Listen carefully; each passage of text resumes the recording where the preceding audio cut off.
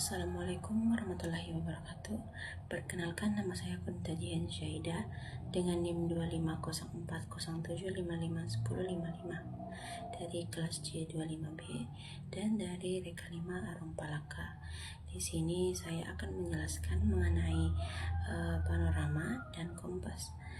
Baik, langsung saja. Yang pertama itu ada pengertian dari panorama. Panorama itu merupakan suatu cara membuat gambar suatu pemandangan, yaitu medan alam dalam bentuk sketsa atau gambar sederhana yang menunjukkan suatu daerah dengan sudut pandang tertentu. Panorama berguna untuk melukiskan situasi dan kondisi suatu tempat pada suatu waktu. Dan yang kedua itu ada fungsi dari panorama, yang dimana panorama itu memiliki fungsi untuk melukiskan situasi dan kondisi suatu tempat pada di waktu tertentu, sehingga ketika suatu saat kita ingin kembali lagi ke tempat tersebut, kita dapat melihat perubahan-perubahan apa saja yang telah terjadi di waktu ke waktu pada daerah tersebut. Yang ketiga itu ada cara menggunakan panorama, yang dimana cara menggunakan panorama itu dimulai dengan menentukan lokasi pengamatan dan membidik arah satu benda dengan menggunakan sebuah kompas sebagai sebuah titik pusat. Kemudian pengamat itu melihat objek melalui alat pembidik dengan titik pusat tepat di tengah alat tersebut, dan sesudah itu kita menggambar semua objek yang tertangkap dalam alat pembidik tersebut, terutama objek yang tetap atau tidak bergerak. Terus yang keempat itu ada cara menggunakan panorama, yang dimana cara menggambar panorama itu yang pertama, kita membidikkan arah benda dengan kompas sebagai titik pusat dan catat derajatnya. Terus yang kedua itu kita melihat objek menggunakan alat pembidik sesuai dengan arah yang telah ditentukan. Dan yang ketiga itu ada kita itu menggambar objek yang tidak bergerak sesuai dengan hasil bidikan tadi. Terus yang keempat itu kita memberikan arsiran yang berbeda. Maksudnya itu ketika objeknya dekat kita memberikan arsiran rapat, terus jika objeknya jauh itu kita memberikan arsiran jarang. Yang selanjutnya itu yang kelima, kita menambahkan panah arah utara di pojok kiri atas gambar panorama kita. Terus yang keenam itu di bawah bagian gambar itu kita menulis identitas pembuat seperti regu, gugus depan, dan lain-lainnya.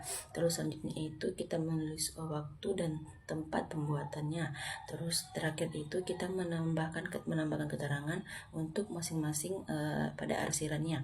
Selanjutnya itu yang kelima ada pengertian dari kompas, yang dimana kompas itu adalah suatu alat penunjuk arah yang digunakan untuk menetapkan suatu arah, terutama arah utara magnetis. Kompas itu menunjukkan arah utara kompas atau utara magnetis yang berbeda dengan utara peta dan arah utara yang sebenarnya. Selanjutnya yang keenam itu ada fungsi dari kompas, yang dimana kompas itu memiliki fungsi untuk menentukan suatu arah atau menetapkan arah mata angin, yang dimana terutama pada arah utara magnetis, serta dapat membantu dalam menentukan arah perjalanan atau orientasi di lapangan. Selanjutnya yang ketujuh itu ada bagian-bagian dari kompas, yang dimana bagian-bagian dari kompas bidik itu ada satu, dial, yang merupakan itu permukaan kompas, tempat, angka derajat, dan huruf mata angin. Terus yang kedua itu ada visir, yang dimana itu ada lubang dengan kawat halus untuk membidik suatu sasaran. Terus yang ketiga itu ada kaca pembesar, yang dimana kaca pembesar itu untuk melihat derajat kompas dengan secara jelas.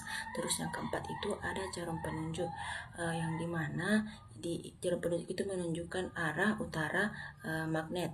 Terus yang kelima itu ada tutup dial, yang dimana itu dia berada pada bagian atas dengan dua garis bersudut 45 derajat yang dapat diputar. Terus yang keenam itu ada alat penyangkut, yang dimana dia itu berada tepat di ibu jari untuk menopang kompas saat kita akan membidik.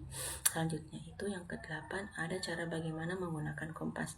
Caranya itu yang pertama kita membuka tutup kompas dan menegakkan penutupnya. Terus yang kedua itu kita menarik cincin untuk jempol dan memasukkan ruas pertama jempol kanan itu ke dalamnya. Terus yang ketiga kita memegang penutup dengan tegak dengan jari telunjuk yang sejajar. Terus yang keempat kita meluruskan lengan ke depan dan dekatkan kompas ke mata kita. Terus yang kelima itu kita membidik benda yang jauh dengan membidik benda yang jauh dan jelas terlihat. Terus yang keenam itu kita membaca angka hasil bidikan kita pada kompas, misalnya itu 40 derajat disebut azimut 40 derajat.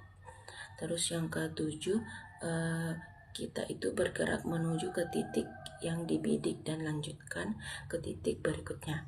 Dan yang terakhir itu ada azimut dan back azimut, yang dimana azimut itu adalah sudut antara satu titik dengan arah utara dari pengamat atau sudut kompas, sedangkan back azimut itu adalah arah balik dari azimut untuk menjaga lintasan tetap lurus. Dan pada azimut dan back azimut itu memiliki rumus, yaitu jika azimutnya kurang dari 180 derajat maka back azimutnya itu sama dengan azimut ditambah 180 derajat.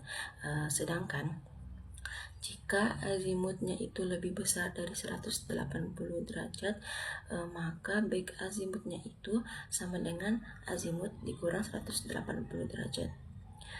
Baik, mungkin itu saja penjelasan materi dari saya tentang panorama dan kompas, dari pengertian fungsi dan lain-lainnya tadi sampai di azimut dan back azimut. Assalamualaikum warahmatullahi wabarakatuh.